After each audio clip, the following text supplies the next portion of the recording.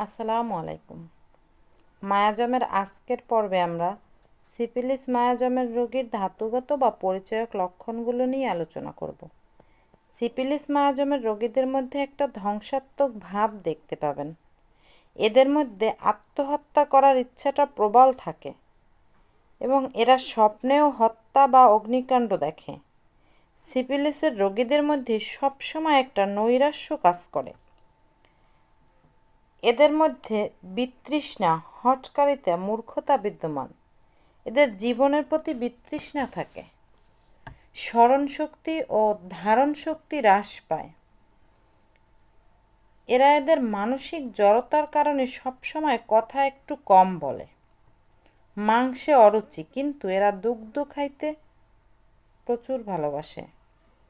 এদের সকল রোগ দেখবেন সূর্যাস্ত থেকে সূর্য উদয় পর্যন্ত বৃদ্ধি পায়।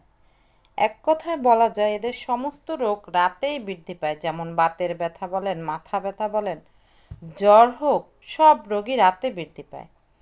সিফিলিসের রোগীদের জিহ্বা মোটা থাকে ও দাঁতের ছাপযুক্ত।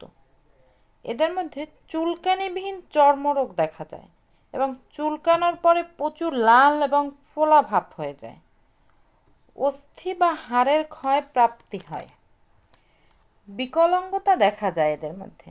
অনেক সময় সিফিলিস মায়াজমপ্রাপ্ত মায়ের গর্ভের সন্তানও বিকলাঙ্গ হতে পারে। একটা গুরুত্বপূর্ণ লক্ষণ এদের মধ্যে, এদের স্রাবের প্রচুরতা দেখা যায় এবং এদের স্রাবে দুর্গন্ধ এবং স্রাব নিঃসরণ এদের সকল রোগের বৃদ্ধি হয়। সিফিলিসের সকল স্রাবই প্রচুর দুর্গন্ধযুক্ত থাকে। দুষ্টজাতীয় ফোড়া, এরা অতিরিক্ত গরম বা ঠান্ডা সহ্য করতে পারে না।